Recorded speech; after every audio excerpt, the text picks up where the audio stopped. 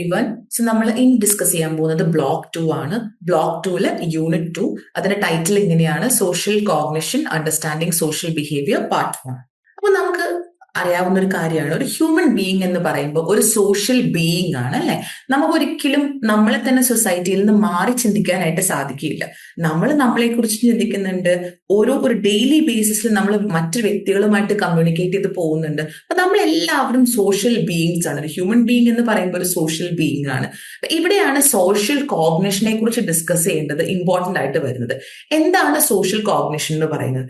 നമ്മുടെ ഒരു സോഷ്യൽ ഇൻഫർമേഷനെ നമ്മൾ അണ്ടർസ്റ്റാൻഡ് ചെയ്യുന്നതിന് അല്ലെങ്കിൽ പ്രോസസ് ചെയ്യുന്നതിന് നമുക്ക് സിംപിളർ ടേംസിൽ സോഷ്യൽ കോഗ്നിഷൻ ആയിട്ട് മനസ്സിലാക്കാം.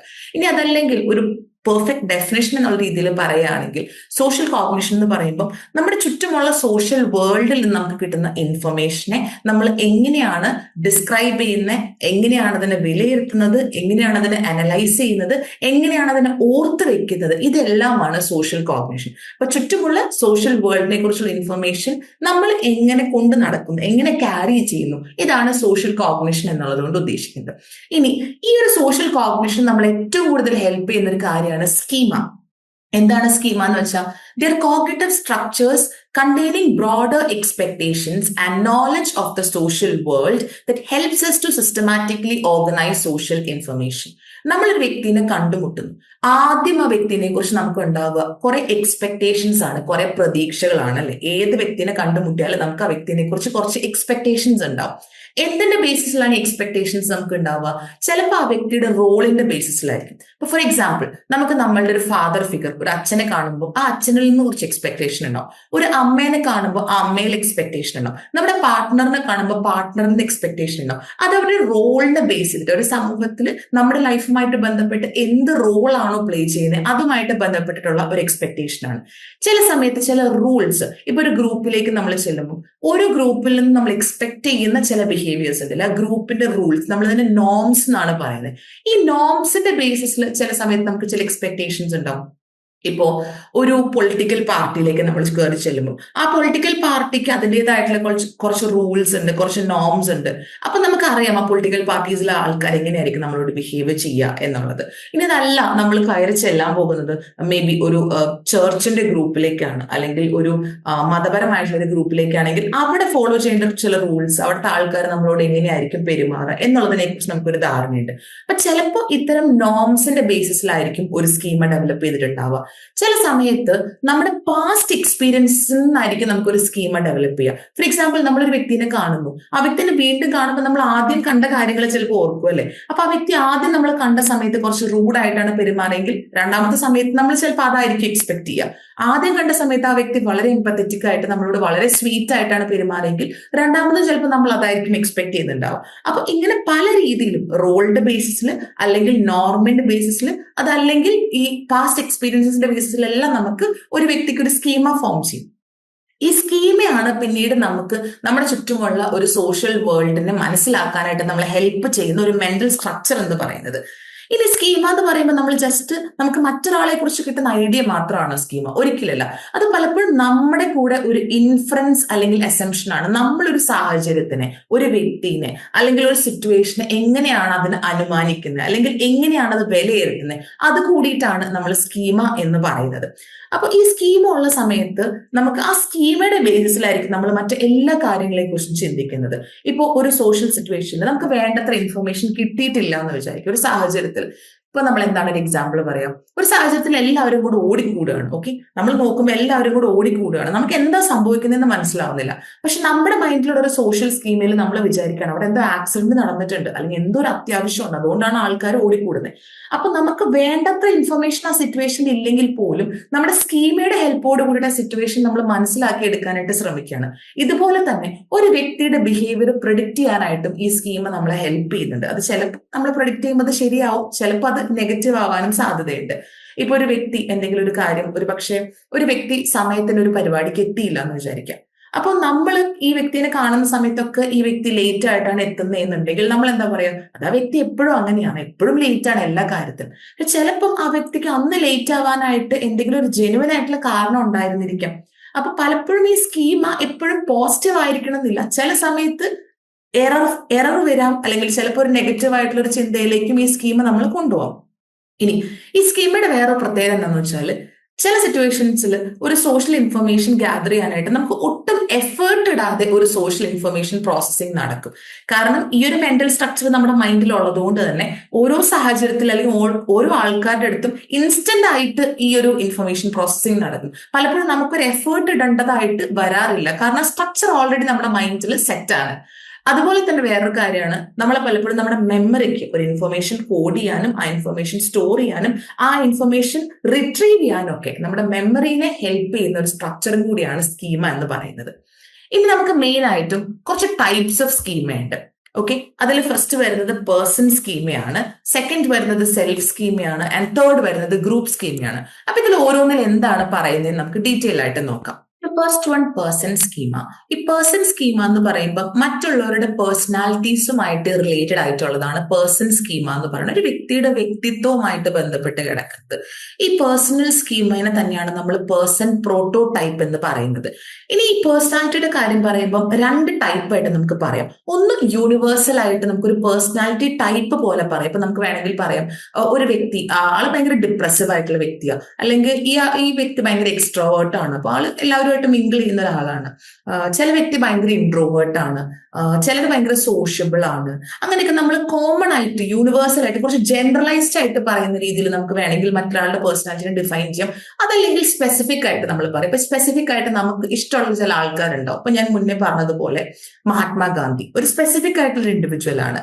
അതല്ലെങ്കിൽ നമുക്ക് രവീന്ദ്രനാഥ് ടാഗോർ, അല്ലെങ്കിൽ മദർ തെരേസ, അല്ലെങ്കിൽ രത്തൻ ടാറ്റ, APJ അബ്ദുൽ കലാം, ഇങ്ങനെ നമുക്ക് ഇഷ്ടപ്പെട്ട നമ്മുടെ ചില ലീഡേഴ്സ് ഉണ്ട്. അവരുടെ സ്പെസിഫിക് ആയിട്ടുള്ള ഒരു വ്യക്തി അവരുടെ പേഴ്സണാലിറ്റിയാണ്. അപ്പൊ അങ്ങനെ സ്പെസിഫിക് ആയിട്ട് നമുക്ക് പറയാം, അതല്ലെങ്കിൽ ജനറൽ ആയിട്ട് നമുക്ക് പേഴ്സണാലിറ്റീസിനെ കുറിച്ച് പറയാം. അപ്പൊ ഈ പേഴ്സൺ സ്കീമിന്റെ ബേസിസിൽ നമുക്ക് ആളുകളെ ക്ലാസിഫൈ ചെയ്യാനായിട്ട് പറ്റും ഡിഫറെന്റ് കാറ്റഗറീസ് ആയിട്ട്.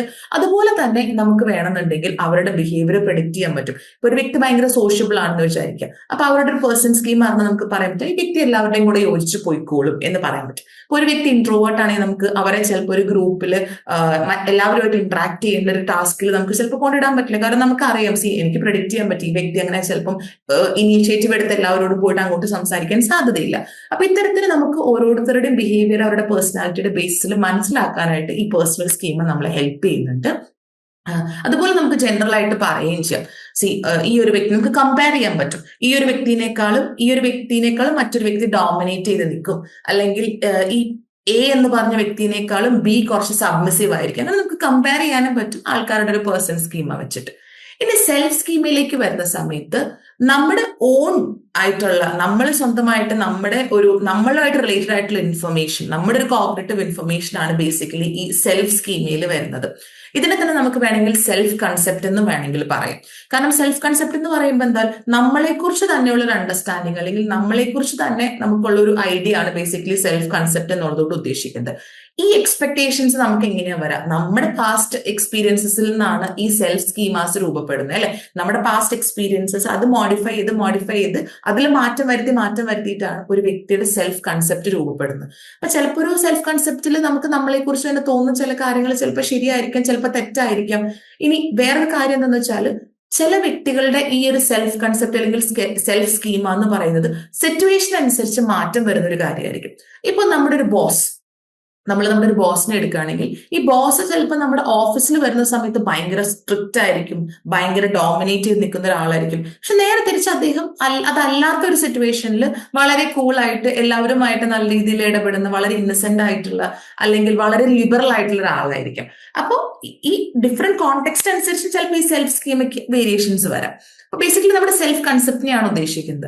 ഇനി അടുത്തത് ഗ്രൂപ്പ് സ്കീമയാണ്. ഗ്രൂപ്പ് സ്കീമയുടെ കാര്യം പറയുമ്പോൾ നമ്മൾ എപ്പോഴും സ്റ്റീരിയോ ടൈപ്പ് ആണ് ഓർക്കേണ്ടത്. ഗ്രൂപ്പ് സ്കീമ എന്ന് പറയുമ്പോൾ നമ്മൾ നമ്മുടെ ചുറ്റുമുള്ള ചില ഗ്രൂപ്പ്സ് നമുക്കുണ്ട്, ചില കാറ്റഗറീസ് നമുക്കുണ്ട്, അല്ലെ? ഇപ്പൊ ചിലപ്പം ഞാൻ മുൻപ് പറഞ്ഞതുപോലെ ചിലപ്പോൾ ഒരു റിലീജിയസ് ആയിട്ടുള്ള കാറ്റഗറി ആയിരിക്കാം, ചിലപ്പം ഓരോ കൾച്ചറിൽ വരുന്ന കാറ്റഗറീസ് ആയിരിക്കാം, ചിലപ്പോൾ ഓരോ ലൊക്കാലിറ്റിയിൽ, ഇപ്പോൾ ജോഗ്രഫിക്കലായിട്ട് അമേരിക്കയിൽ താമസിക്കുന്ന അമേരിക്കൻസ് ആയിരിക്കും, ആഫ്രിക്കൻസ്, അങ്ങനെ നമ്മൾ ഓരോ ലൊക്കാലിറ്റി വൈസ് പറയല്ലോ. ചിലർക്ക് അവരുടെ കളർ ഡിഫറൻസിൽ ഇടുന്ന ചില ഗ്രൂപ്പുകളായിരിക്കും. അപ്പൊ ഇങ്ങനെ ഓരോ കാറ്റഗറി അല്ലെങ്കിൽ ഓരോ ഗ്രൂപ്പിലും പെടുന്ന ആൾക്കാരിൽ അവരുടെ ഒരു ബിഹേവിയറിൽ ഡിഫറൻസ് എങ്ങനെയാണ്, അല്ലെങ്കിൽ അവരുടെ ഒരു കോഗ്നിറ്റീവ്, അവർ സോഷ്യൽ പ്രോസസ്സിംഗ് നടത്തുന്നതിൽ ഒരു ഡിഫറൻസസ് എങ്ങനെയാണ്, അപ്പൊ ഇതാണ് ബേസിക്കലി ഈ ഗ്രൂപ്പ് സ്കീമയിൽ നമ്മൾ ഉദ്ദേശിക്കുന്നത്. മറ്റുള്ള വ്യക്തികളുമായിട്ട് ബന്ധപ്പെട്ട് അല്ലെങ്കിൽ ഒരു ഗ്രൂപ്പിൽപ്പെട്ട ഒരു കാറ്റഗറിയിൽപ്പെട്ട മറ്റു വ്യക്തികളുമായിട്ട് ബന്ധപ്പെട്ടിട്ടുള്ള ഒരു സ്കീമ, അതാണ് ബേസിക്കലി ഗ്രൂപ്പ് സ്കീമ എന്നുള്ളതുകൊണ്ട് ഉദ്ദേശിക്കുന്നത്. അപ്പോൾ മറ്റുള്ള ഒരു സോഷ്യൽ കാറ്റഗറി അല്ലെങ്കിൽ ഗ്രൂപ്പ്സിനെയാണ് നമ്മൾ സ്റ്റീരിയോ ടൈപ്പ് എന്ന് പറയുന്നത്. ഇനി അടുത്തത് നമുക്ക് വരുന്നത് role schema and event schema. ഇങ്ങനെ ഈ 2 ടൈപ്പും കൂടി. അപ്പൊ ടോട്ടലി 5 ടൈപ്പ് ആണുള്ളത്. നമുക്ക് പേഴ്സൺ സ്കീമ വരുന്നുണ്ട്, അതുപോലെ തന്നെ നമുക്ക് സെൽഫ് സ്കീമ വരുന്നുണ്ട്, ഗ്രൂപ്പ് സ്കീമ വരുന്നുണ്ട്, പിന്നെ role schema and event schema. ഇങ്ങനെ 5 സ്കീമകളാണ് ഉള്ളത്. ഇനി നമുക്ക് role schema and event schema എന്താണെന്നുള്ളതും കൂടെ നമുക്ക് നോക്കാം.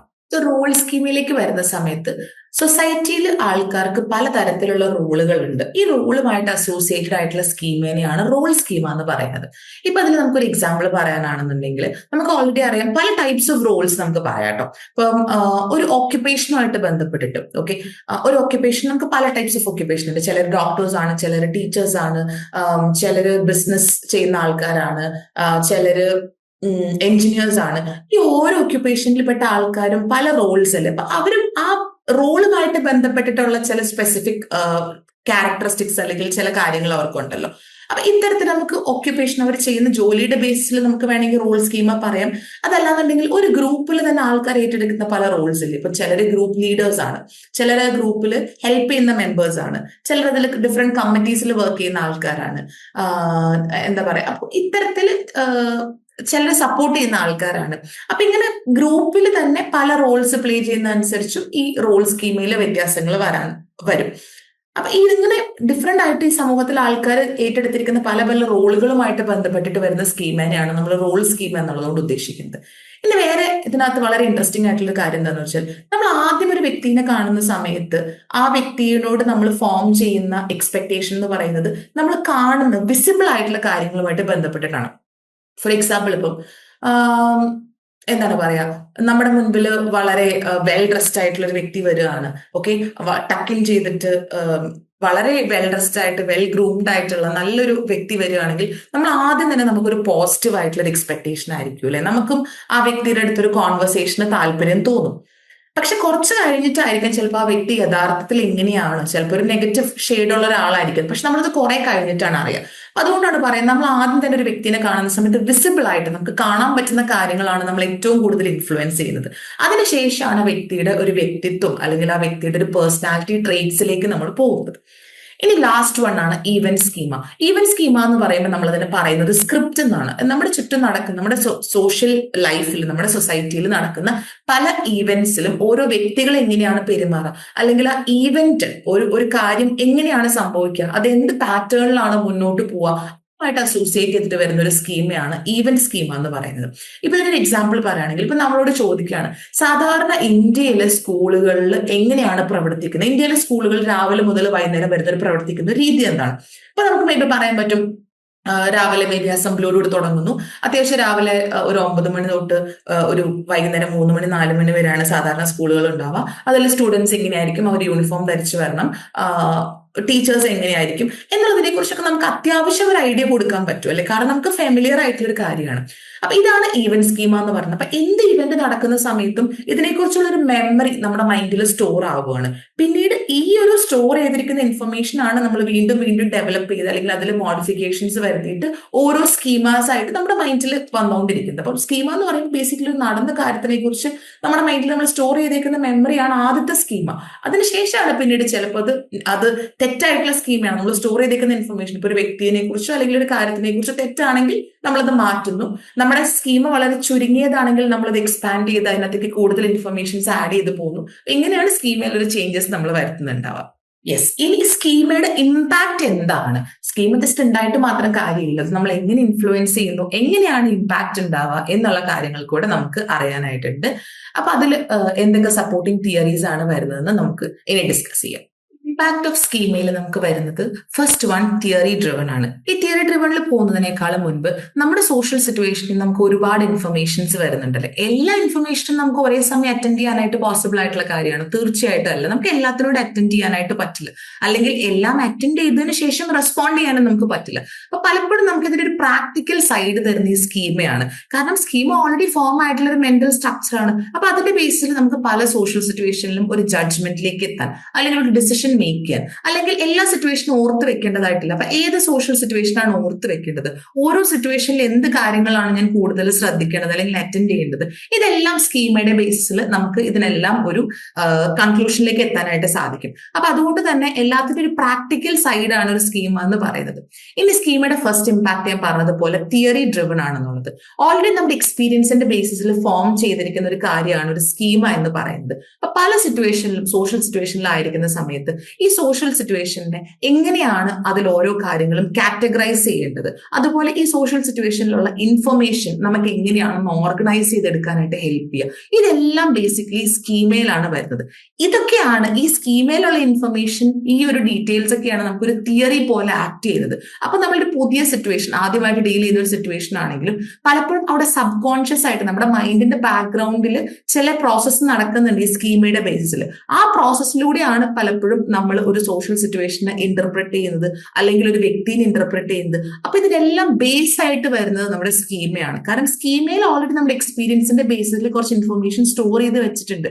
ആ ഇൻഫർമേഷനിലൂടെയാണ് പിന്നീട് നമ്മൾ ഓരോ സിറ്റുവേഷനിലും അതിന്റെ അസംഷൻ അല്ലെങ്കിൽ അനുമാനത്തിലേക്ക് എത്തുന്നത്, അല്ലെങ്കിൽ ആ സിറ്റുവേഷന്റെ ഒരു കൺക്ലൂഷനിലേക്ക് എത്തിക്കുന്നത്. അപ്പൊ ഇതാണ് ഫസ്റ്റ് ഒരു ഇമ്പാക്ട്. സെക്കൻഡ് ഇമ്പാക്ട് എന്ന് പറഞ്ഞു കഴിഞ്ഞാൽ മെമ്മറിയുടെ മുകളിൽ സ്കീമയ്ക്ക് എന്ത് ഇമ്പാക്ട് ആണുള്ളതെന്ന്. യൂഷ്വലി നമ്മുടെ മെമ്മറി എന്ന് പറയുന്നത് റീകൺസ്ട്രക്റ്റീവ് നേച്ചർ ആണ്. നമുക്കൊരു കാര്യത്തിനെ കുറിച്ച് ഉള്ള എല്ലാ കാര്യങ്ങളും ഓർമ്മ ഉണ്ടാവണമെന്നില്ല. ആ ഓരോ കാര്യത്തിനെ കുറിച്ചും അല്ലെങ്കിൽ ഓരോ വ്യക്തിനെ കുറിച്ചും പ്രോമിനന്റ് ആയിട്ടുള്ള വളരെ ഇമ്പോർട്ടന്റ് ആയിട്ടുള്ള ഡീറ്റെയിൽസ് മാത്രമാണ് നമുക്ക് ഓർമ്മ ഉണ്ടാവുള്ളൂ, അല്ലെ?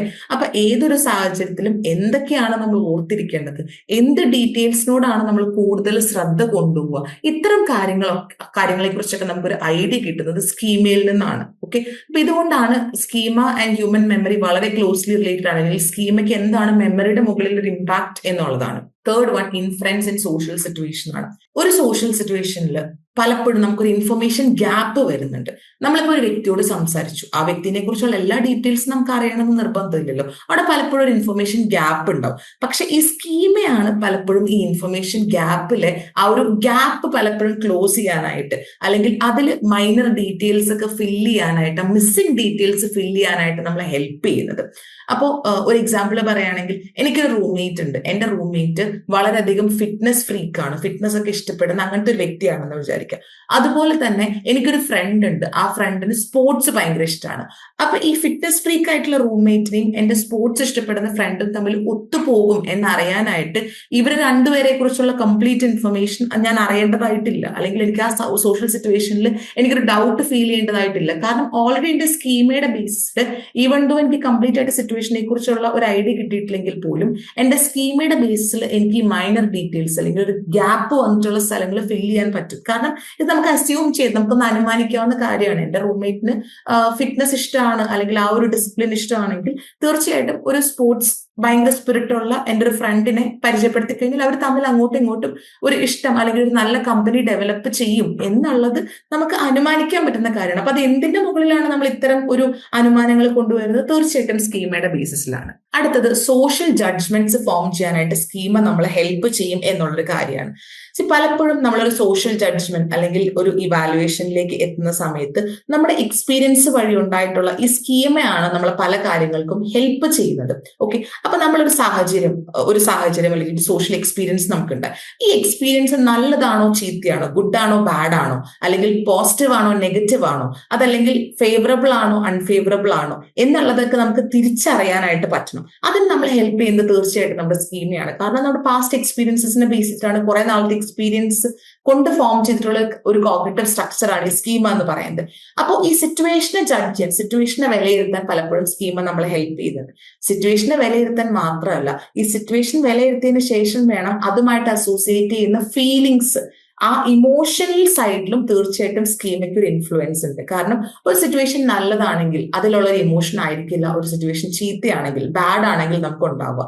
ഒരു സിറ്റുവേഷൻ നെഗറ്റീവ് ആവുമ്പോൾ ഉള്ള ഇമോഷൻ അല്ല ഒരു സിറ്റുവേഷൻ പോസിറ്റീവ് ആവുമ്പോൾ നമുക്ക് ഉണ്ടാവാം. അപ്പോൾ ഈ സ്കീമ വഴി ഫസ്റ്റ് നമ്മളൊരു സിറ്റുവേഷൻ ജഡ്ജ് ചെയ്യും, അതിനുശേഷം ആ സിറ്റുവേഷൻ നമ്മൾ ജഡ്ജ് ചെയ്യുന്നതിന്റെ ബേസിസിൽ നമുക്ക് അവിടെ ഒരു സ്ട്രോങ് ഒരു ഫീലിംഗ് അല്ലെങ്കിൽ ഒരു ഇമോഷൻ പ്രൊഡ്യൂസ് ചെയ്യും. ഇതെല്ലാം സ്കീമയാണ് ബേസിക്കലി ചെയ്യുന്നത്. ലാസ്റ്റ് ഒരു ഇമ്പാക്റ്റ് ആണ് schemas are integrated and stable in nature എന്ന് പറയുന്നത്. സോ കുറെ നാളത്തെ, ഞാൻ വീണ്ടും പറയുന്നു, കുറെ നാളത്തെ എക്സ്പീരിയൻസസ് വഴിയാണ് നമ്മൾ പലപ്പോഴും ഒരു സ്കീമ ഫോം ചെയ്യുന്നത്. കുറെ നാൾ വീണ്ടും നമുക്കൊരു എക്സ്പോഷർ അല്ലെങ്കിൽ എക്സ്പീരിയൻസ് കിട്ടിക്കഴിയുമ്പോഴത്തേനും ഈ സ്കീമ വളരെയധികം നമ്മുടെ ഒരു ഡെയിലി ലൈഫിൽ അല്ലെങ്കിൽ നമ്മുടെ സോഷ്യൽ തോട്ടിൽ, നമ്മുടെ ബ്രെയിനിൽ, നമ്മുടെ തിങ്കിങ്ങിന്റെ ആ ഒരു ലെവലിൽ വളരെയധികം ഇന്റഗ്രേറ്റഡ് ആയിട്ട് അല്ലെങ്കിൽ വളരെയധികം ഇമ്പോർട്ടന്റ് ആയിട്ട് മാറും. മാത്രമല്ല ഈ സ്കീമ എക്സിസ്റ്റ് ചെയ്യുന്ന ഓരോ കമ്പോണൻസ് ആയിട്ടാണ്, പല പല പാർട്സ് ആയിട്ടാണ്. ഇതിൽ ഒരു പാർട്ട് ആക്ടിവേറ്റ് ചെയ്താൽ തന്നെ ആ എൻറ്റയർ സ്കീമ ആക്ടിവേറ്റ് ആവും എന്നുള്ളതാണ്. അപ്പോ നമുക്കിപ്പം എന്തെങ്കിലും ഒരു സിറ്റുവേഷൻ വന്നു, അതിൽ ഒരു സ്കീമയുടെ ഒരു പാർട്ട് ആക്ടിവേറ്റ് ആവുകയാണെന്നുണ്ടെങ്കിൽ ആ എൻറ്റയർ സ്കീമ അവിടെ ആക്ടിവേറ്റ് ആയിട്ട് മാറുകയാണ്. ഓക്കെ, അപ്പൊ അതുകൊണ്ട് തന്നെ ഈ സ്കീമ വളരെയധികം ഇന്റഗ്രേറ്റഡ് ആയിട്ട് വളരെയധികം സ്റ്റേബിൾ ആയിട്ട് പോകുന്ന ഒരു സ്ട്രക്ചറാണ്. അപ്പൊ നമ്മൾ ഏതെങ്കിലും ഒരു portion of the schema integrated ആയാൽ തന്നെ ഒരു സോഷ്യൽ സിറ്റുവേഷനിൽ ആ കംപ്ലീറ്റ് സ്കീമ എന്താ പറയാ, അത് ആക്റ്റീവ് ആവും. മാത്രമല്ല കുറെ നാൾ കഴിയും തോറും ഈ സ്കീമ ഒരു സബ് കോൺഷ്യസ് ലെവലിൽ പ്രവർത്തിക്കാനായിട്ട് തുടങ്ങും. അത് നമുക്ക് പലപ്പോഴും നമ്മൾ പറയാം, നമുക്ക് ഒരു സിറ്റുവേഷൻ നമ്മൾ ഡീൽ ചെയ്ത് പോവുകയാണെങ്കിൽ ആ സിറ്റുവേഷനിൽ ആദ്യം നമുക്ക് ചിലപ്പോൾ ഒരു ഡൗട്ട് ഉണ്ടാവും അല്ലെ, പക്ഷെ പിന്നീട് കുറെ നാളത്തെ എക്സ്പീരിയൻസ് വഴി നമുക്ക് പല സിറ്റുവേഷൻസും ഓട്ടോമാറ്റിക് ആയിട്ട് നമ്മൾ ഹാൻഡിൽ ചെയ്യാൻ പഠിക്കും. ആ സ്കീമ ഒരു സബ് കോൺഷ്യസ് ലെവലിൽ പ്രവർത്തിച്ചു വരുന്നുണ്ട് എന്നുള്ളതാണ് അതിന്റെ അർത്ഥം. കാരണം നമ്മൾ പ്രത്യേകിച്ച് എഫേർട്ട് ഇടാതെ തന്നെ ഓട്ടോമാറ്റിക് ആയിട്ടുള്ള ഒരു ലെവലിലാണ് സ്കീമ പ്രവർത്തിക്കുന്നത്. അത്രത്തോളം നമ്മുടെ ഒരു സോഷ്യൽ തോട്ട്, നമ്മുടെ തിങ്കിങ്ങിനോട് അത്രയും ക്ലോസ് ആയി മാറിക്കഴിഞ്ഞു സ്കീമ എന്നുള്ളത്. അപ്പൊ ഇവിടെ വേറൊരു നെഗറ്റീവ് സൈഡ് എന്താ, പലപ്പോഴും നമ്മുടെ സ്കീമ ഒന്ന് സ്റ്റേബിൾ ആയി അല്ലെങ്കിൽ ഫോം ആയി കഴിഞ്ഞാൽ പലപ്പോഴും ആ സ്കീമ ചിലപ്പോൾ എന്തെങ്കിലും മിസ്റ്റേക്ക് ആണ് അല്ലെങ്കിൽ തെറ്റാണെങ്കിൽ പോലും അതിന് എതിരെ എന്തെങ്കിലും ഒരു കൗണ്ടർ എവിഡൻസ് നമ്മൾ വെച്ചാൽ, അതായത് അതിനെ തെറ്റായിട്ട് ചൂണ്ടിക്കാണിക്കുന്ന രീതിയിൽ എന്തെങ്കിലും ഒരു എവിഡൻസ് വെച്ചാൽ പോലും പലപ്പോഴും ഒരു വ്യക്തിക്ക് അവരുടെ സ്കീമ മാറ്റാൻ പറ്റാത്ത സിറ്റുവേഷൻ ഉണ്ട്. കാരണം അത്രത്തോളം ഇന്റഗ്രേറ്റഡ് ആയിട്ട് മാറിയതുകൊണ്ട് തന്നെ അത് തെറ്റാണ് അല്ലെങ്കിൽ അതിൽ വ്യത്യാസം വരുത്തണമെന്ന് ആരെങ്കിലും ചൂണ്ടിക്കാണിച്ചാൽ പോലും അല്ലെങ്കിൽ ആ ഒരു തോന്നൽ വന്നാൽ പോലും പലപ്പോഴും അത് മാറ്റാൻ പറ്റില്ല. കാരണം കുറെ നാളത്തെ എക്സ്പീരിയൻസ് വഴി സ്റ്റേബിൾ ആയി പോയിട്ടുള്ള ഒരു സ്ട്രക്ചർ ആയതുകൊണ്ട്. അപ്പൊ ഇതാണ് സ്കീമയുടെ ഒരു ഇമ്പാക്ട് എന്ന് പറയുന്നത്. ഇനി മോഡ്സ് ഓഫ് സോഷ്യൽ പ്രോസസ്സിംഗ് ആണ്. സോഷ്യൽ ഒരു തോട്ട് നമുക്ക് എന്തൊക്കെ രീതിയിൽ പ്രോസസ് ചെയ്യുക എന്നുള്ളതാണ്. ഫസ്റ്റ് വൺ ഒരു continue model and second one automatic versus controlled മോഡലാണ്. അപ്പൊ കണ്ടിന്യൂ മോഡലിൽ വരുന്നത് എന്താണെന്ന് വെച്ചാൽ നമ്മൾ പലപ്പോഴും നമ്മുടെ സോഷ്യൽ തോട്ട്, നമ്മുടെ തിങ്കിങ്ങിൽ ചില മിസ്റ്റേക്സ് ഉണ്ടാക്കുന്ന വ്യക്തികളാണ്. നമ്മുടെ തിങ്കിങ്ങിൽ എറേഴ്സ് വരുന്നുണ്ട്, നമ്മൾ ചില മിസ്റ്റേക്സ് വരുത്തുന്നുണ്ട്. പക്ഷെ എപ്പോഴും നമ്മൾ മിസ്റ്റേക്സ് വരുത്തുന്നുണ്ട്. പലപ്പോഴും മിസ്റ്റേക്ക് വരാൻ കാരണം എന്തുകൊണ്ട് പ്രീ അസംപ്ഷൻ ആണ്, നേരത്തെ കൂട്ടിയുള്ള ഒരു അനുമാനം, പല സാഹചര്യങ്ങളെ കുറിച്ചുള്ള ഒരു അനുമാനമാണ് പലപ്പോഴും അവിടെ ഒരു എറർ ആയിട്ട് അല്ലെങ്കിൽ ഒരു ബയസ് ആയിട്ട് മാറുന്നത്. പക്ഷെ എപ്പോഴും ഇങ്ങനെ വരുന്നുണ്ടോ? തീർച്ചയായിട്ടില്ല. ബിക്കോസ് നമ്മുടെ ബ്രെയിനിന് ഒരു ഇൻഫർമേഷൻ പ്രോസസ് ചെയ്യുന്ന സമയത്ത് അത് തെറ്റാതിരിക്കാനായിട്ട് വളരെ വിജിലന്റ് ആയിട്ട് അല്ലെങ്കിൽ വളരെ കോഷ്യസ് ആയിട്ട് വളരെ ശ്രദ്ധയോട് കൂടിയിട്ടാണ് ബ്രെയിൻ ഓരോ ഇൻഫർമേഷൻസും പ്രോസസ് ചെയ്യുന്നത്. അപ്പൊ ബ്രെയിനിന് തന്നെ ഓട്ടോമാറ്റിക്കലി ഈ ഇൻഫർമേഷൻ പ്രോസസ്സിംഗ് കറക്റ്റ് ആയിട്ട് കീപ്പ് ചെയ്യാനായിട്ടുള്ള ഒരു ടെൻഡൻസി ഉണ്ട്. ഇനി നമ്മൾ ഇൻഫർമേഷൻ പ്രോസസ് ചെയ്യുന്ന സമയത്ത് ഇതൊരു കണ്ടിന്യൂസ് ആയിട്ടുള്ള രീതിയിൽ അല്ലെങ്കിൽ ഒരു കണ്ടിന്യൂം മോഡൽ ആയിട്ടാണ് മുന്നോട്ട് പോകുന്നത്. ഓക്കെ, ഇപ്പൊ ഇൻഫർമേഷൻ പ്രോസസ്സിംഗ് എപ്പോഴും ഒരു കണ്ടിന്യൂസ് ആയിട്ടുള്ള ഒരു രീതിയിലാണ് പോകുന്നത്. ഒരു കണ്ടിന്യൂം മോഡൽ, ഒരു കണ്ടിന്യൂസ് ലെവലിൽ പോയിക്കൊണ്ടിരിക്കുന്ന ഒരു കാര്യമാണ്. ഈ കണ്ടിന്യൂ മോഡലിൽ രണ്ട് കാര്യങ്ങളാണ് വരുന്നത്. ഒന്ന് കാറ്റഗറി ഡ്രിവൻ ഇൻഫർമേഷൻ പ്രോസസ്സിംഗ്, രണ്ടാമത്തത് ഡേറ്റ ഡ്രിവൻ ഇൻഫർമേഷൻ പ്രോസസ്സിംഗ്. എന്താണ് കാറ്റഗറി ഡ്രിവൻ ഇൻഫർമേഷൻ പ്രോസസ്സിംഗ്? നമ്മൾക്ക് കിട്ടുന്ന സോഷ്യൽ ഇൻഫർമേഷൻ അത്ര കോംപ്ലക്സ് അല്ല എന്നുണ്ടെങ്കിൽ അല്ലെങ്കിൽ അത്രത്തോളം ഇമ്പോർട്ടന്റ് അല്ലെങ്കിൽ നമ്മൾ usually category driven information processing ആണ് യൂസ് ചെയ്യുക. നേരെ തിരിച്ച് നമുക്ക് കിട്ടുന്ന ഒരു സോഷ്യൽ ഇൻഫർമേഷൻ കുറച്ച് ഇമ്പോർട്ടന്റ് ആണ് അല്ലെങ്കിൽ കുറച്ച് കോംപ്ലക്സ് ആണ് അല്ലെങ്കിൽ കുറച്ച് കൺഫ്യൂസിംഗ് ആണെങ്കിൽ നമ്മൾ ഡേറ്റ ഡ്രിവൻ, കുറച്ചുകൂടെ ഡെപ്ത് വരുന്ന ഒരു ഇൻഫർമേഷൻ പ്രോസസ്സിംഗ് ആണ് നമ്മൾ യൂസ് ചെയ്യുക. ഇനി ഡേറ്റ ഡ്രിവണിൽ തന്നെ നമുക്ക് രണ്ട് ടൈപ്പ് വരുന്നുണ്ട്. ഒന്ന് സിസ്റ്റമാറ്റിക് ഇൻഫർമേഷൻ പ്രോസസ്സിംഗ്, രണ്ടാമത് സൂപ്പർഫിഷ്യൽ ഇൻഫർമേഷൻ പ്രോസസ്സിംഗ് എന്നാണ് പറയാം. എന്താണ് സിസ്റ്റമാറ്റിക് ഇൻഫർമേഷൻ പ്രോസസ്സിംഗ്? നമ്മൾ കറക്റ്റ് ആയിട്ടൊരു സാഹചര്യത്തിൽ ഒരു ആക്യുറേറ്റ് ആയിട്ട് ഒരു ശരിയായിട്ടുള്ള ഒരു സോഷ്യൽ ജഡ്ജ്മെന്റിലേക്ക് എത്തണമെങ്കിൽ ഡേറ്റ ഡ്രിവൺ, അതായത് മാക്സിമം ഡീറ്റെയിൽസ് ഉപയോഗിച്ച് സിസ്റ്റമാറ്റിക് ആയിട്ടുള്ള ഒരു information, data driven systematic information പ്രോസസ്സിംഗിലേക്ക് എത്തണം. ഓക്കെ, അതല്ലാന്നുണ്ടെങ്കിൽ നമുക്ക് പലപ്പോഴും ഒരു സൂപ്പർഫിഷ്യൽ ആയിട്ടുള്ള ഇൻഫർമേഷൻ പ്രോസസ്സിംഗ്. സൂപ്പർഫിഷ്യൽ എന്ന് പറഞ്ഞാൽ എന്താണ്?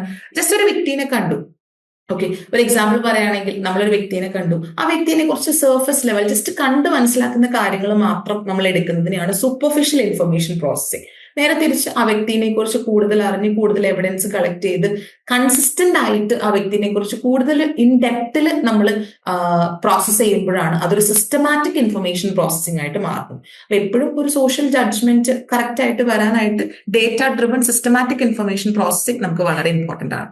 ഇനി അടുത്തത് ഓട്ടോമാറ്റിക് വേഴ്സസ് കൺട്രോൾഡ് പ്രോസസ്സിംഗ് ആണ്.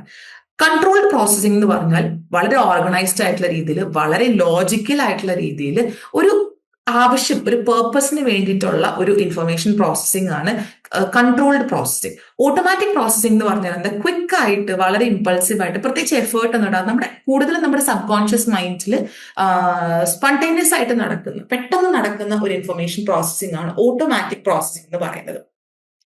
നമ്മൾ ആദ്യം പറഞ്ഞു, ഒരു കുഞ്ഞു കാലഘട്ടത്തിലെ തന്നെ നമുക്ക് ഈ സ്കീമ ഡെവലപ്പ് ആവുന്നുണ്ട്. എങ്ങനെയാണ് ഡെവലപ്പ് ആവുന്നത്? സോഷ്യലൈസേഷൻ വഴി. എന്താണ് സോഷ്യലൈസേഷൻ? നമ്മൾ മറ്റുള്ള വ്യക്തികളുമായിട്ട് ഇന്ററാക്ട് ചെയ്ത് അല്ലെങ്കിൽ മിങ്കിൾ ചെയ്തിട്ടാണ് ഓരോ സ്കീമ അല്ലെങ്കിൽ ഓരോ തോട്ടും നമ്മുടെ മൈൻഡിലേക്ക് കടന്നു വരുന്നത്.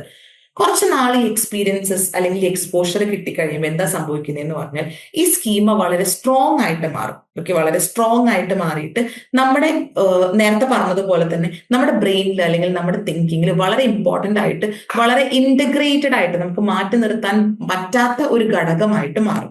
ഓക്കെ, ഇനി ഇതിനൊരു തേർഡ് ലെവലിലേക്ക് കടക്കുമ്പോഴാണ് നേരത്തെ പറഞ്ഞതുപോലെ ഈ ഇൻഫർമേഷൻ പ്രോസസ്സിംഗ് വളരെ ഓട്ടോമാറ്റിക് ആയിട്ട് മാറും, അല്ലെങ്കിൽ സബ് കോൺഷ്യസ് ലെവലിൽ തന്നെ സംഭവിക്കും. കാരണം കുറെ നാളത്തെ എക്സ്പീരിയൻസ് ഉണ്ട്, നമ്മുടെ തോട്ടിനോട് അത്രയധികം ക്ലോസ്ലി റിലേറ്റഡ് ആയി. പിന്നീട് നമ്മൾ ചിന്തിക്കുന്ന ഓരോ കാര്യത്തിലും ഈ സ്കീമയുടെ ഒരു ഇൻഫ്ലുവൻസ് എപ്പോഴും വരും. അത് നമ്മൾ അറിഞ്ഞുകൊണ്ടല്ല, പലപ്പോഴും സബ് കോൺഷ്യസ് ലെവലിൽ തന്നെ ഈ സ്കീമയുടെ ഇൻഫ്ലുവൻസ് വരും. അപ്പൊ നമുക്കൊരു സ്റ്റീരിയോ ടൈപ്പ് എന്നുള്ള ഒരു എക്സാമ്പിൾ എടുക്കാം. ഒരു സ്റ്റീരിയോടൈപ്ഡ് ഗ്രൂപ്പ്, അതായത് ഇപ്പോൾ ഒരു സമൂഹത്തിൽ മാറ്റി നിർത്തപ്പെടുന്ന അല്ലെങ്കിൽ ഓരോ സോഷ്യൽ കാറ്റഗറീസിനെ കുറിച്ച് അല്ലെങ്കിൽ ഓരോ സോഷ്യൽ ഗ്രൂപ്പിനെ കുറിച്ച് നമുക്ക് ഉള്ള ചില ചിന്തകൾ അല്ലെങ്കിൽ ചില ബിലീഫ്സ് ഉണ്ട് അല്ലെ. ഈ സോഷ്യൽ ഗ്രൂപ്പ് ഇങ്ങനെയാണ്, അല്ലെങ്കിൽ ഈ ഒരു സെറ്റ് ഓഫ് ആൾക്കാർ അല്ലെങ്കിൽ ഒരു ഗ്രൂപ്പ് ഇങ്ങനെയാണ് എന്നുള്ള ചില ബിലീഫ്സ് ഉണ്ട്. അപ്പോൾ പലപ്പോഴും ഈ ബിലീഫ്സ് കടന്നു വരാൻ കാരണം ഈ ഓട്ടോമാറ്റിക് പ്രോസസ്സിംഗ് ആണ്. കാരണം നമ്മൾ വളരെ ക്വിക്കായിട്ട് അല്ലെങ്കിൽ ഒരു സബ് കോൺഷ്യസ് ലെവലിൽ ഒട്ടും എഫേർട്ട് ഇടാതെയുള്ള ഒരു ഇൻഫർമേഷൻ പ്രോസസ്സിംഗ് വഴിയാണ് പലപ്പോഴും ഈ പ്രജുഡിസ് അല്ലെങ്കിൽ സ്റ്റീരിയോ ടൈപ്പ് ഉണ്ടാവുക. പ്രജുഡിസ് എന്ന് പറയുമ്പോൾ എന്താണ്? പ്രജുഡിസ് എന്ന് പറയുമ്പോൾ നമുക്കുണ്ടാകുന്ന ചിന്തയുടെ ബേസിൽ നമ്മളൊരു ഗ്രൂപ്പിനെ കംപ്ലീറ്റ്ലി മാറ്റി നിർത്തപ്പെടുന്ന അല്ലെങ്കിൽ ഒരു ഗ്രൂപ്പിനോട് ഒരു താല്പര്യമില്ലാത്ത അല്ലെങ്കിൽ ആ ഗ്രൂപ്പിനെ ഹാം ചെയ്യാൻ പോകുന്ന ആ ഗ്രൂപ്പിനോട് എന്താണ് വളരെ വയലന്റ് ആയിട്ടുള്ള രീതിയിൽ പെരുമാറുന്നതാണ് ഒരു ഹൈലി പ്രജുഡിസ്ഡ് ഗ്രൂപ്പ് എന്ന് പറയുന്നത്. ലോ പ്രജുഡിസ് എന്ന് പറയുമ്പോൾ അത്ര ഹൈലി പ്രജുഡിസ്ഡ് ആയിട്ട് ഒരു ലെവലല്ല, പക്ഷെ കമ്പാരിറ്റീവ്ലി അധികം ഹാം ചെയ്യാത്ത ചെറിയ രീതിയിലൊരു ഒരു എന്താ പറയാ അവോയ്ഡൻസിൽ മാത്രം നിൽക്കുന്നതാണ് ഒരു ലോ പ്രജുഡിസ് ഗ്രൂപ്പ്. ഒരുപാട് ഹാംഫുൾ അല്ലാത്ത മറ്റൊരു ഗ്രൂപ്പിനെ കുറച്ചും കൂടെ ടോളറേറ്റ് ചെയ്ത് പോകുന്നതാണ് ഒരു ലോ പ്രജുഡിസ്ഡ് ഗ്രൂപ്പ് എന്ന് പറയുന്നത്. അപ്പോൾ ഈ ഒരു ഓട്ടോമാറ്റിക് പ്രോസസ്സിംഗ് ഹൈ പ്രജുഡിസ്ഡ് ഗ്രൂപ്പിലും ലോ പ്രജുഡിസ്ഡ് ഗ്രൂപ്പിലും ഒരേപോലെയാണ് ആക്ടിവേറ്റ് ആവുന്നത്. പക്ഷെ ഇത്തരം ഒരു ക്വിക്ക് ആയിട്ടുള്ള അല്ലെങ്കിൽ ഒരു എഫേർട്ട്ലെസ് ആയിട്ടുള്ള ഒരു പ്രോസസ്സിംഗിന്റെ ഭാഗമായിട്ടാണ് ഈ പ്രജുഡിസ് അല്ലെങ്കിൽ ഈ സ്റ്റീരിയോ ടൈപ്ഡ് അല്ലെങ്കിൽ നമ്മുടെ ഈ സ്കീമയുടെ ഒരു ഇൻഫ്ലുവൻസ് കൂടുതലായിട്ടും വരാൻ കാരണം ഈ സ്കീമ അതുപോലെ നമ്മുടെ ഉള്ളിൽ ഇന്റഗ്രേറ്റഡ് ആയി കഴിഞ്ഞു കഴിഞ്ഞാൽ ഈ ഓട്ടോമാറ്റിക് പ്രോസസ്സിംഗ് ആണ് പലപ്പോഴും നമുക്ക് നമ്മുടെ മൈൻഡിൽ സ്റ്റാർട്ട് ചെയ്യുന്നത്. ഈ നെക്സ്റ്റ് വൺ നമ്മൾ മെന്റൽ ഷോർട്ട് കട്ട്സിനെ കുറിച്ചാണ് പഠിക്കാൻ പോകുന്നത്. ഒരു സിറ്റുവേഷൻ ഒരു പ്രോബ്ലം വരുമ്പോൾ ഈ പ്രോബ്ലത്തിന് ഒരു സൊല്യൂഷനിലേക്ക് എത്താൻ നമ്മൾ പല സ്ട്രാറ്റജീസും യൂസ് ചെയ്യുന്നുണ്ട്. അപ്പൊ അതിൽ വരുന്ന കുറച്ച് സ്ട്രാറ്റജീസിനെ കുറിച്ചിട്ടാണ് നമ്മൾ പഠിക്കാൻ പോകുന്നത്. എങ്ങനെയാണ് നമ്മളൊരു ക്വിക്കായിട്ട് അല്ലെങ്കിൽ ഒരു സോഷ്യൽ ഇൻഫർമേഷൻ പ്രോസസ്സിംഗ് നമ്മൾ എന്തൊക്കെ ടെക്നിക്സ് യൂസ് ചെയ്യും എന്നുള്ളതിന്റെ ചില ടെക്നിക്സ് ആണ് നമ്മൾ പഠിക്കാൻ പോകുന്നത്. സോ നമുക്ക് അടുത്തത് ഹ്യൂറിസ്റ്റിക്സ് ആണ്. ഹ്യൂറിസ്റ്റിക്സ് എങ്ങനെയാണ് മെന്റൽ ഷോർട്ട് കട്ട്സ് ആയിട്ട് ആക്ട് ചെയ്യുന്നതെന്നാണ് നമുക്ക് നോക്കാനായിട്ടുള്ളത്. നമുക്കറിയാം ഇപ്പോഴത്തെ ഒരു കാലത്ത് ഒരുപാട് ഇൻഫർമേഷൻ നമുക്ക് വരുന്നുണ്ട്. കുറെ ഇൻഫർമേഷൻ ഓവർലോഡ് ആയിട്ടാണ് നമ്മൾ കിടക്കുന്നത്. അപ്പൊ പലപ്പോഴും നമുക്ക് ഒരുപാട് നമ്മുടെ കോഗ്നിറ്റീവ് സിസ്റ്റത്തിന് പ്രോസസ് ചെയ്യാൻ പറ്റുന്നതിനേക്കാളും അപ്പുറത്തെ ഇൻഫർമേഷൻ നമുക്ക് ഡെയിലി നമ്മുടെ എൻവയൺമെന്റിൽ നിന്ന് കിട്ടുന്നുണ്ട്. അപ്പൊ നമ്മൾ എന്താ ചെയ്യേണ്ടതെന്ന് വെച്ചാൽ അധികം നമ്മുടെ കോഗ്നിറ്റീവ് സിസ്റ്റത്തിൽ ഒരുപാട് ഇൻഫർമേഷൻ പ്രോസസ്സിംഗ് ഇല്ലാതെ നമുക്ക് എങ്ങനെയാണ് കോഗ്നിറ്റീവ് ഷോർട്ട് കട്ട്സ് ഉപയോഗിച്ചിട്ട് അല്ലെങ്കിൽ ഷോർട്ട് കട്ട് മെത്തേഡ്സ് ഉപയോഗിച്ചിട്ട് നമുക്ക് എങ്ങനെയാണ് ചിലപ്പോൾ കോംപ്ലക്സ് ആയിട്ട് ഡിസിഷൻസ് മേക്ക് ചെയ്യാനായിട്ട് പറ്റുന്നത് എന്നാണ് നമ്മൾ ഈ ഒരു സെക്ഷനിൽ നോക്കാൻ പോകുന്നത്.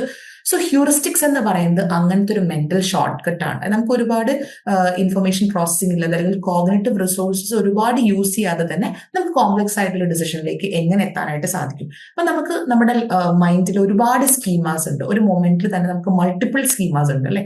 അപ്പൊ ഇതിൽ ഏത് സ്കീമ ഉപയോഗിച്ചിട്ടാണ് നമുക്ക് എങ്ങനെയാണ് ഏത് സ്കീമയാണ് വർക്ക് ചെയ്യേണ്ടത്, എങ്ങനെയാണ് നമുക്ക് സഡൻ ആയിട്ട് ഓട്ടോമാറ്റിക് ആയിട്ടുള്ള അധികം എഫേർട്ട് ഇടാതെ എഫേർട്ട്ലെസ് ആയിട്ട് നമുക്ക് സ്പോണ്ടേനിയസ് ആയിട്ട് നമുക്ക് എങ്ങനെ ഒരു സിറ്റുവേഷനിൽ ഒരു ഡിസിഷൻ മേക്കിംഗിലേക്ക് അല്ലെങ്കിൽ ഒരു പ്രോബ്ലം സോൾവിംഗിലേക്ക് എത്താൻ പറ്റും എന്നുള്ളതിന് നമുക്ക് ഹ്യൂറിസ്റ്റിക്സ് ആണ് നമ്മളെ ഹെൽപ്പ് ചെയ്യുന്നത്.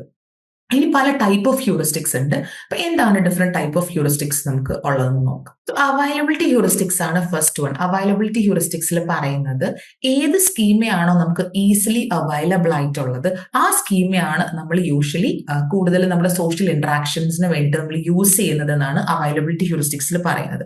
അപ്പോൾ എന്താണ് ഒരു ഈസിലി അവൈലബിൾ ആയിട്ടുള്ള സ്കീമ? നമുക്കറിയാം ചില കാര്യങ്ങൾ പഠിക്കാനായിട്ട് നമ്മൾ എക്സാമ്പിൾസ് വെച്ചിട്ട് പഠിക്കും. കാരണം എക്സാമ്പിൾസ് വെച്ചിട്ട് പഠിക്കുമ്പോൾ നമുക്ക് അറിയാനായിട്ട് അല്ലെങ്കിൽ മനസ്സിലാക്കാൻ ഈസി ആയിരിക്കും അല്ലെ. ഇപ്പൊ ഞാൻ എന്തെങ്കിലും പറയുമ്പോൾ നിങ്ങൾക്ക് എക്സാമ്പിൾ ഒക്കെ തരും എന്ന് പറഞ്ഞതുപോലെ നമുക്ക് എക്സാമ്പിൾസ് വെച്ച് പഠിക്കുമ്പോൾ ഒരു കാര്യം ഈസിയാണ്. അപ്പോൾ ഏത് സ്കീമയാണോ, അപ്പൊ നമ്മൾ ചില എക്സാമ്പിൾസ് സെറ്റ് ചെയ്തിട്ടുണ്ടെങ്കിൽ ഈ എക്സാമ്പിൾസിനോട് വളരെ ക്ലോസ് ആയിട്ട് അല്ലെങ്കിൽ മാച്ച് ചെയ്ത് പോകുന്ന സ്കീമ എന്താണോ ആ സ്കീമയായിരിക്കും നമുക്ക് ഈസിലി അവൈലബിൾ ആയിട്ടുള്ളത്. അപ്പൊ അത്തരത്തിൽ ഈസിലി അവൈലബിൾ ആയിട്ടുള്ള സ്കീമാസ് വെച്ചിട്ട് നമ്മൾ നമ്മുടെ ഒരു ഡെസിഷൻ മേക്കിംഗ് നടത്തുന്നത് അല്ലെങ്കിൽ ഒരു കാര്യം പ്ലാൻ ചെയ്യുന്നത് അല്ലെങ്കിൽ ഒരു കൺക്ലൂഷനിലേക്ക് എത്തുന്നതിനെയാണ് ബേസിക്കലി അവൈലബിലിറ്റി ഹ്യൂറിസ്റ്റിക്സ് എന്ന് പറയുന്നത്. സെക്കൻഡ് വൺ റെപ്രസെന്റേറ്റീവ്നെസ് ഹ്യൂറിസ്റ്റിക്സ് ആണ്. റെപ്രസെന്റേറ്റീവ്നെസ് ഹ്യൂറിസ്റ്റിക്സിൽ പറയുന്നത് ചില സിറ്റുവേഷൻ നമുക്ക് അൺസർട്ടൺ ആണ് അല്ലെ, നമുക്ക് പല കാര്യങ്ങളും പ്രിഡിക്ട് ചെയ്യാൻ പറ്റില്ല, അല്ലെങ്കിൽ ഒരു കൺഫ്യൂസിംഗ് ആയിട്ടുള്ള ഒരു സിറ്റുവേഷൻ ആയിരിക്കും. ഈ സിറ്റുവേഷനിൽ നമ്മൾ എന്താ ചെയ്യുന്നതെന്ന് വെച്ചാൽ ആ സിറ്റുവേഷനിലുള്ള ചില സോഷ്യൽ എലമെന്റ്സ് അല്ലെങ്കിൽ സോഷ്യൽ പ്രോപ്പർട്ടീസ് നമ്മൾ മനസ്സിലാക്കിയിട്ട് അത് നമ്മുടെ എക്സിസ്റ്റ് ചെയ്യുന്ന സ്കീമയായിട്ട് നമ്മൾ കണക്ട് ചെയ്യാനായിട്ട് നോക്കും. അപ്പോൾ ഈ സോഷ്യൽ പ്രോപ്പർട്ടീസ് സിറ്റുവേഷനുമായിട്ട് ബന്ധപ്പെട്ടുള്ള സോഷ്യൽ പ്രോപ്പർട്ടീസ് ഏത് സ്കീമയായിട്ടാണ് ഈസിലി കണക്റ്റഡ് ആകുന്നത് ആ സ്കീമയായിരിക്കും നമ്മൾ ആ സിറ്റുവേഷനിൽ യൂസ് ചെയ്യുക എന്നുള്ളതാണ്. ഇപ്പൊ റെപ്രസെന്റേറ്റീവ്നെസ് ഹ്യൂറിസ്റ്റിക്സ് വളരെ പവർഫുൾ ആണ്. അതുകൊണ്ട് തന്നെ ചില സാഹചര്യത്തിൽ നമ്മൾ ഈ സ്കീമ ചിലപ്പോൾ നമ്മൾ എടുത്തിരിക്കുന്ന ഒരു തീരുമാനം അല്ലെങ്കിൽ നമ്മൾ ചൂസ് ചെയ്തിരിക്കുന്ന സ്കീമ തെറ്റാണെങ്കിൽ പോലും അത് മാറ്റാനായിട്ടുള്ള ഒരു കൗണ്ടർ എവിഡൻസ് കിട്ടിയാൽ പോലും നമ്മൾ ചിലപ്പോൾ അത് മാറ്റില്ല. കാരണം അത്രത്തോളം പവർഫുൾ ആണ് റെപ്രസെന്റേറ്റീവ്നെസ് ഹ്യൂറിസ്റ്റിക്സ് എന്ന് പറയുന്നത്. അപ്പൊ അവൈലബിൾ ആയിട്ടുള്ള ചില സോഷ്യൽ പ്രോപ്പർട്ടീസ് അല്ലെങ്കിൽ സോഷ്യൽ സിറ്റുവേഷനിൽ ചില ക്യാരക്ടറിസ്റ്റിക്സ് വെച്ചിട്ട് ഒരു സ്കീമ കണ്ടുപിടിക്കുമ്പോൾ അതാണ് റെപ്രസെന്റേറ്റീവ്നെസ് ഹ്യൂറിസ്റ്റിക്സ് എന്നുള്ളതുകൊണ്ട് നമ്മൾ ഉദ്ദേശിക്കുന്നത്. ഇനി നെക്സ്റ്റ് വൺ ആണ് anchoring and adjustment heuristics. Anchoring and adjustment heuristics കുറച്ചും കൂടെ ഈസിയാണ്. ചില സോഷ്യൽ സിറ്റുവേഷനിൽ ഈ സോഷ്യൽ സിറ്റുവേഷനിൽ നമുക്ക് നമ്മുടെ മേഖലയല്ല എന്ന് വിചാരിക്കും. ചില കാര്യങ്ങൾ വരുമ്പോൾ അല്ലെങ്കിൽ ചില സാഹചര്യങ്ങൾ വരുമ്പോൾ നമുക്ക് അതിലൊരു എക്സ്പേർട്ടീസ് ഇല്ല, നമുക്ക് അറിയില്ല അതെങ്ങനെയാണ് ആ സിറ്റുവേഷനെ നേരിടേണ്ടത് അല്ലെങ്കിൽ ഫേസ് ചെയ്യേണ്ടത്, അല്ലെങ്കിൽ ആ സിറ്റുവേഷനിൽ എന്ത് സൊല്യൂഷനാണ് വേണ്ടത് നമുക്ക് അറിയില്ലെങ്കിൽ, നമുക്ക് അതിനെക്കുറിച്ച് ഒരു ഐഡിയ ഇല്ല, ഒരു എക്സ്പേർട്ടീസ് ഇല്ല എന്നുണ്ടെങ്കിൽ നമ്മൾ എന്താ ചെയ്യുക? ആ സിറ്റുവേഷനിൽ നമ്മൾ ചെയ്യുന്നൊരു കാര്യം നമ്മളൊരു ഗസ് കൊണ്ടുവരും. ഗസ് ചെയ്യാൻ നോക്കും, എന്താണ് ഗസ് ചെയ്തിട്ടൊരു സൊല്യൂഷനിലേക്ക് എത്താനായിട്ട് അല്ലെങ്കിൽ ഗസ് ചെയ്യാനായിട്ട് അവിടെ നോക്കും. അപ്പൊ ഗസ് ചെയ്യാന്ന് പറയുന്നത് ഒരു ആങ്കർ ആണ് അല്ലെ. ആ ആങ്കറിനെ ബേസ് ചെയ്തിട്ട് പിന്നെ നമ്മുടെ ഒപ്പീനിയൻസിൽ നമുക്ക് എന്തെങ്കിലും അഡ്ജസ്റ്റ്മെന്റ്സ് വരുത്തിയിട്ട് പിന്നെ ഒരു ഫൈനൽ ഡിസിഷനിലേക്ക് നമുക്ക് എത്താവുന്നതാണ്. അപ്പൊ ഫസ്റ്റ് ഗസ് അതൊരു ക്യൂ പോലെയാണ്, അതാണ് ഒരു ആങ്കർ എന്ന് പറയുന്നത്. പല സാഹചര്യത്തിലും നമ്മളെ തന്നെയാണ് ഒരു ആങ്കർ ആയിട്ട് പല സിറ്റുവേഷനിലും പ്ലേസ് ചെയ്യുന്നത്. ഇപ്പൊ ഒരു എക്സാമ്പിൾ പറയുകയാണെങ്കിൽ ഇപ്പം നമ്മളോട് ഒരു ചോദ്യം വരികയാണ്, ഡൽഹിയിലെ പോപ്പുലേഷൻ എത്രയാണെന്ന്. അപ്പൊ ഡൽഹിയിലെ പോപ്പുലേഷനെ കുറിച്ച് നമുക്ക് യാതൊരു ധാരണയില്ല, പക്ഷെ അതിന്റെ അടുത്തുള്ള ഒരു സംസ്ഥാനമാണ് ഹരിയാന എന്ന് പറയുന്നത്. അപ്പൊ ഹരിയാനയിലെ പോപ്പുലേഷൻ നമുക്ക് അറിയുവാണെങ്കിൽ അതൊരു ഗസ് ആയിട്ട് അല്ലെങ്കിൽ ക്യൂ ആയിട്ട് നമ്മൾ വെച്ചിട്ട് അവിടുന്ന് പിന്നെ നമ്മൾ ഏകദേശം ഡൽഹിയിലെ പോപ്പുലേഷൻ എത്രയാണ് എന്നുള്ളതിനെ കുറിച്ച് നമ്മൾ ചിന്തിക്കുന്നു. ഇതാണ് ആങ്കറിംഗ് ആൻഡ് അഡ്ജസ്റ്റ്മെന്റ് ഹ്യൂറിസ്റ്റിക്സ് കൊണ്ട് ഉദ്ദേശിക്കുന്നത്. 3 ടൈപ്സ് ഓഫ് ഹ്യൂറിസ്റ്റിക്സ് ആണ്. അവൈലബിലിറ്റി ഹ്യൂറിസ്റ്റിക്സ് ഉണ്ട്, റെപ്രസെന്റേറ്റീവ്നെസ് ഹ്യൂറിസ്റ്റിക്സ് ഉണ്ട്, ആങ്കറിംഗ് ആൻഡ് അഡ്ജസ്റ്റ്മെന്റ് ഹ്യൂറിസ്റ്റിക്സ് ഉണ്ട്. നമ്മൾ അടുത്തൊരു ടോപ്പിക്കിലേക്ക് കടക്കുന്നതിനേക്കാളും മുൻപ് ജസ്റ്റ് അവൈലബിലിറ്റി റെപ്രസെന്റേറ്റീവ് ഹ്യൂറിസ്റ്റിക്സിന്റെ 2 എക്സാമ്പിൾസ് നമുക്ക് നോക്കാം. അവൈലബിലിറ്റി ഹ്യൂറിസ്റ്റിക്സിലേക്ക് വരുമ്പോൾ നമ്മളിപ്പോൾ കുറച്ച് നാളുകളായിട്ട് ന്യൂസ് റിപ്പോർട്ടിൽ കാണുകയാണ് നമ്മുടെ നാട്ടിൽ കുറെ മോഷണങ്ങൾ നടക്കുന്നുണ്ട് എന്ന് കാണുകയാണെന്നുണ്ടെങ്കിൽ നമ്മളത് കൂടുതൽ ഓവർ എസ്റ്റിമേറ്റ് ചെയ്തിട്ട് നമ്മൾ വിചാരിക്കും എന്റെ വീട്ടിലും ഒരു മോഷണം നടക്കും എന്നുള്ള രീതിയിൽ. കാരണം റീസെന്റ് ആയിട്ട് നമുക്ക് കൂടുതലും അവൈലബിൾ ആയിട്ടുള്ള ഇൻഫർമേഷൻ ഇതാണ്, ഈ മോഷണത്തെ അനുബന്ധിച്ചുള്ള കാര്യങ്ങളാണ്.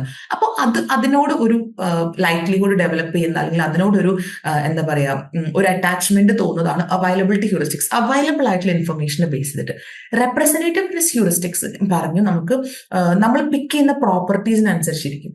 അപ്പോൾ നമുക്കറിയാം സാധാരണഗതിയിൽ ഒരു ബാസ്കറ്റ് ബോൾ പ്ലെയറിനെ കുറിച്ച് ചിന്തിക്കുമ്പോൾ നമ്മുടെ മൈൻഡിലേക്ക് വരുന്ന എന്താ, വളരെ പൊക്കമുള്ള ഒരു വ്യക്തി. ഓക്കെ, അപ്പം ചില വ്യക്തികളെ കാണുമ്പം അവർക്ക് നല്ല പൊക്കം ഉണ്ടെങ്കിൽ നമ്മൾ അസ്യൂം ചെയ്യും എന്ത്, ഇവര് ചിലപ്പം ബാസ്കറ്റ് ബോൾ ഇഷ്ടപ്പെടുന്ന വ്യക്തികളായിരിക്കാം എന്നുള്ള ആ ഒരു അസംപ്ഷൻ. അത് നമുക്ക് എന്താ പറയാ ചില പ്രോപ്പർട്ടീസിനെ ബേസ് ചെയ്തിട്ട്, ചില സൂപ്പർഫിഷ്യൽ ആയിട്ട് കാണുന്ന കാര്യങ്ങളെ ബേസ് ചെയ്തിട്ട് നമ്മൾ ആ വ്യക്തിനെ കുറിച്ച് ഒരു കൺക്ലൂഷനിലേക്ക് എത്തുന്നതാണ് റെപ്രസെന്റേറ്റീവ്നെസ് ഹ്യൂറിസ്റ്റിക്സ്. അപ്പൊ കുറച്ചും കൂടി ഇത് മനസ്സിലായി എന്ന് വിചാരിക്കുന്നു. ഇനി നമുക്ക് നെക്സ്റ്റ് ഒരു ടോപ്പിക്കാണ് സോഷ്യൽ കോഗ്നിഷനിൽ വരാൻ സാധ്യതയുള്ള എറേഴ്സ്. അപ്പൊ നമുക്ക് ഓൾമോസ്റ്റ് ഒരു 7 എറേഴ്സിനെ കുറിച്ചിട്ടാണ് നമ്മൾ ഡിസ്കസ് ചെയ്യുന്നത്. First one, cognitive experimental self theory. Second one, paying attention to inconsistent information. Third one, negative bias. Fourth one, planning fallacy. Fifth one, potential cost of thinking too much. Sixth one, counterfactual thinking.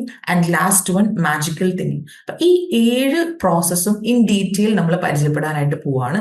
ഇതാണ് ഈ ഒരു യൂണിറ്റിന്റെ final topic എന്ന് പറയുന്നത്. Cognitive experiential self തിയറിയിൽ പറയുന്നത് എന്താണെന്ന് വെച്ചാൽ, ചില സാഹചര്യത്തിൽ നമ്മളൊരു സോഷ്യൽ സിറ്റുവേഷനെ വിലയിരുത്താൻ വേണ്ടിയിട്ട് ലോജിക്കലായിട്ട് ചിന്തിക്കുന്നതിന് പകരം നമ്മുടെ പാസ്റ്റ് എക്സ്പീരിയൻസ്, നമ്മുടെ ലൈഫിൽ ഉണ്ടായിട്ടുള്ള മുൻപത്തെ എക്സ്പീരിയൻസസിന്റെ ബേസിസിൽ നമ്മൾ ചില ഇൻറ്റ്യൂട്ടീവ് ചില ചിന്തകളുണ്ട്. ഈ ചിന്തകൾ വെച്ചിട്ട് നമ്മൾ ചില സാഹചര്യങ്ങളെ വിലയിരുത്തുന്നു എന്നുള്ളതാണ്. ഒരു എക്സാമ്പിൾ പറയുമ്പോൾ നിങ്ങൾക്ക് ക്ലിയർ ആയിട്ട് മനസ്സിലാവും. ഇപ്പോൾ ഒരു ക്രിക്കറ്റ് പ്ലെയറിന് നമുക്കൊരു എക്സാമ്പിൾ ആയിട്ട് എടുക്കാം. ഏതൊരു ക്രിക്കറ്റ് പ്ലെയർ കേട്ടോ, ഈ ക്രിക്കറ്റ് പ്ലെയർ ആദ്യത്തെ ഒരു 2-3 മാച്ചസ് ആളൊരു ഷൂസ് ഇട്ടിട്ട്, ആളൊരു പെയർ ഓഫ് ഷൂസ് ഇട്ട് കളിച്ചു.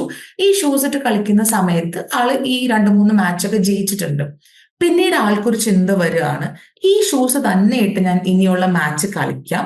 അങ്ങനെ കളിക്കുന്ന സമയത്ത് എനിക്കൊരു ഭാഗ്യം, അതായത് എനിക്കൊരു ലക്കിയാണ്, ഈ പെയർ ഓഫ് ഷൂസ് എനിക്ക് ഭാഗ്യം കൊണ്ടുവരുന്നതാണ്. അപ്പൊ ഇനിയും ഞാൻ ഇത് തന്നെ തുടർന്ന് കഴിഞ്ഞാൽ വരുന്ന മാച്ചും വിൻ ചെയ്യാനായിട്ട് എനിക്ക് സാധിക്കുന്നു. അപ്പൊ ജസ്റ്റ് അവിടെ വിൻ ചെയ്യാമെന്നുള്ള ഒരു കാര്യം ആ ഒരു പ്ലെയർ അല്ലെങ്കിൽ ആ ഒരു വ്യക്തി, ഒരു ക്രിക്കറ്റ് പ്ലെയർ അസോസിയേറ്റ് ചെയ്യുന്ന ഷൂസുമായിട്ടാണ്. പക്ഷെ പഴയ ഷൂസ് ഇട്ട് കളിക്കുന്ന സമയത്ത് അത് നല്ലതല്ല, അല്ലെങ്കിൽ അത് ഗ്രിപ്പിന് പ്രോബ്ലം ഉണ്ടാവും എന്നുള്ള തിങ്കിങ് അല്ല. പകരം മുൻപ് ഞാൻ കളിച്ച പല മാച്ചസിലും ജയിച്ചിട്ടുണ്ട് ഈ ഷൂസ് ഇട്ട് കളിച്ചപ്പോൾ. ഈ ഷൂസ് ഒരു ഭാഗ്യമാണ്, അതുകൊണ്ട് ഞാൻ ഇനി വരുന്ന മാച്ചസും ഈ ഷൂസ് ഇട്ട് കളിക്കാം എന്ന് ചിന്തിക്കുന്നത് പാസ്റ്റ് എക്സ്പീരിയൻസിനെ ബേസ് ചെയ്തിട്ടുള്ള ഒരു ഇൻറ്റ്യൂട്ടീവ് ആയിട്ടുള്ള ഒരു തിങ്കിങ് ആണ്, ഒരു ലോജിക്കൽ തിങ്കിങ് അല്ല.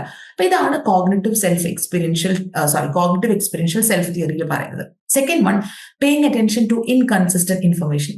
ചില വ്യക്തികളെ കുറിച്ച് അല്ലെങ്കിൽ ചില ഗ്രൂപ്പിനെ കുറിച്ച്, ചില ജെൻഡറിനെ കുറിച്ച് കൺസിസ്റ്റന്റ് ആയിട്ടുള്ള ഇൻഫർമേഷനേക്കാളും കൂടുതൽ നമ്മൾ ഓർത്ത് വെക്കുന്നത് ഇൻകൺസിസ്റ്റന്റ് ആയിട്ടുള്ള ഇൻഫർമേഷൻ ആയിരിക്കും. ചില ആൾക്കാർ എത്ര നല്ലത് ചെയ്താലും ചിലപ്പോൾ നമ്മൾ ഓർക്കില്ല, പക്ഷെ അത് ചെയ്യാൻ പാടില്ലാത്ത ചില കാര്യങ്ങൾ ചെയ്യുമ്പോൾ അതായിരിക്കില്ല നമ്മൾ കൂടുതൽ ഓർത്ത് വെക്കുക.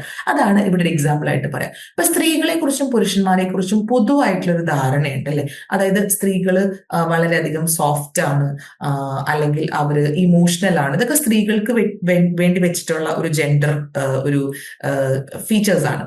ഇനി പുരുഷന്മാരെ പറയുമ്പം അവർ കുറച്ച് ഡോമിനേറ്റ് ചെയ്ത് നിൽക്കുന്നവരാണ്, ഫുൾ ഫാമിലിനെ നോക്കുന്നവരാണ്, അല്ലെങ്കിൽ നർച്ചർ ചെയ്യുന്നവരാണ്. ഇതൊക്കെയാണ് പുരുഷന്മാരെ. അപ്പൊ ഏതെങ്കിലും ഒരു സ്ത്രീ ഭയങ്കര കോമ്പറ്റിറ്റീവ് ആയിട്ട് കുറച്ച് ഡോമിനേറ്റ് ചെയ്ത് നിൽക്കുന്ന കണ്ടു കഴിഞ്ഞാൽ നമ്മൾ അവരെ കൂടുതൽ ഓർത്തു വെക്കും. അതുപോലെ ഏതെങ്കിലും ഒരു പുരുഷൻ കുറച്ച് ഇമോഷണൽ ആയിട്ട് അല്ലെങ്കിൽ കുറച്ചും കൂടെ എന്താ പറയാ സബ്മിസീവ് ആയിട്ട് ഒന്ന് താഴ്ന്നു നിൽക്കുന്ന കണ്ടു കഴിഞ്ഞാൽ നമ്മൾ അവരെ കൂടുതൽ ഓർത്തു വെക്കും. കാരണം നമ്മൾ എന്താണോ കൺസിസ്റ്റന്റ് ആയിട്ട് ആ ഒരു ജെൻഡറിനെ കുറിച്ച് കരുതിയിരിക്കുന്നത്, ആ ഇൻഫർമേഷന്റെ ഓപ്പോസിറ്റ് ആയിട്ടുള്ള കാര്യങ്ങളാണ് നടക്കുന്നത്. അപ്പൊ അതാണ് പേയിങ് അറ്റൻഷൻ ടു ഇൻകൺസിസ്റ്റന്റ് ഇൻഫർമേഷനിൽ വരുന്നത്. ഇനി നെക്സ്റ്റ് വൺ ആണ് നെഗറ്റിവിറ്റി ബയസ് എന്ന് പറയുന്നത്. നെഗറ്റിവിറ്റി ബയസും വളരെ സിമ്പിൾ ആണ്.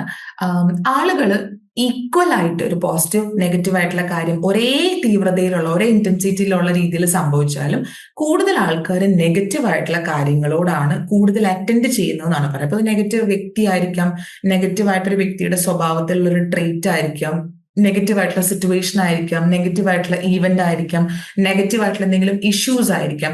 ഇതിലേക്കാണ് ആൾക്കാർ കൂടുതലും പോസിറ്റീവിനേക്കാളും ശ്രദ്ധ കൊടുക്കുന്നതെന്നാണ് ഈ നെഗറ്റിവിറ്റി ബയസിൽ പറയുന്നത്. ഇനി next one, planning fallacy. Planning fallacy നമ്മുടെ ലൈഫിൽ നമുക്ക് യൂഷ്വലി സംഭവിക്കുന്ന ഒരു കാര്യമാണ്. അതായത് നമ്മളോട് ഒരു ടാസ്ക്, ഒരു കാര്യം ചെയ്തു തീർക്കേണ്ടതിന്റെ എത്ര സമയം വേണം എന്ന് പ്ലാൻ ചെയ്യാൻ പറയുകയാണെങ്കിൽ നമ്മൾ സാധാരണഗതിയിൽ അതിന് എത്രയാണ് സമയം വേണ്ടത് നമ്മൾ ഡിസൈഡ് ചെയ്യും. പക്ഷെ ഈ കാര്യം ചെയ്തു തീർത്ത് വരുമ്പോഴത്തേനും നമ്മൾ ഉദ്ദേശിച്ചതിനേക്കാളും കൂടുതൽ സമയം നമ്മൾ എടുക്കും. അപ്പൊ ആ ഒരു പ്ലാനിങ്ങിൽ വരുന്ന ഒരു എറർ, അതിനെയാണ് നമ്മൾ ബേസിക്കലി പ്ലാനിങ് ഫാലസി എന്ന് പറയുന്നത്. നമ്മളൊരു കാര്യം ചെയ്തു തീർക്കാനായിട്ട് നമ്മൾ ഉദ്ദേശിക്കുന്ന സമയം നമ്മൾ പ്ലാൻ ചെയ്യുന്ന ഒരു സമയത്തിനേക്കാളും കൂടുതൽ അത് കംപ്ലീറ്റ് ചെയ്യുമ്പോൾ ആക്ച്വലി അത്രയും അതിൽ കൂടുതൽ സമയം നമ്മൾ എടുക്കും. അതാണ് ബേസിക്കലി പ്ലാനിങ് ഫാലസി. അപ്പൊ എന്തുകൊണ്ടാണ് അത് സംഭവിക്കുന്നത്? യൂഷ്വലി നമ്മളോട് ഒരു കാര്യം ചെയ്തു തീർക്കാൻ എത്ര സമയം വേണമെന്ന് ചോദിക്കുമ്പോൾ ചിലപ്പോൾ നമ്മുടെ പാസ്റ്റിൽ നമ്മൾ കൂടുതൽ സമയം എടുത്തിട്ടുള്ള ടാസ്കുകൾ ഉണ്ടാവുമായിരിക്കും. പക്ഷെ നമ്മുടെ പാസ്റ്റിലേക്കല്ല നമ്മൾ നോക്കുക, നമ്മുടെ ഫ്യൂച്ചറിലേക്കായിരിക്കും നമ്മൾ എപ്പോഴും നോക്കുക. ഞാൻ ഈ കാര്യം ചെയ്യേണ്ടി നാളെ എനിക്ക് എത്ര സമയത്തിനുള്ളിൽ തീർക്കാൻ പറ്റും, അല്ലെങ്കിൽ ഞാൻ എത്ര പോർഷൻസ് ആയിട്ട് തിരിച്ചു കഴിഞ്ഞാൽ എനിക്ക് തീർക്കാൻ പറ്റും എന്ന രീതിയിൽ നമ്മൾ ഫ്യൂച്ചറിലേക്കാണ് എപ്പോഴും നോക്കുക. നമ്മൾ ഒരിക്കലും തിരിഞ്ഞല്ല ആലോചിക്കുന്നത്.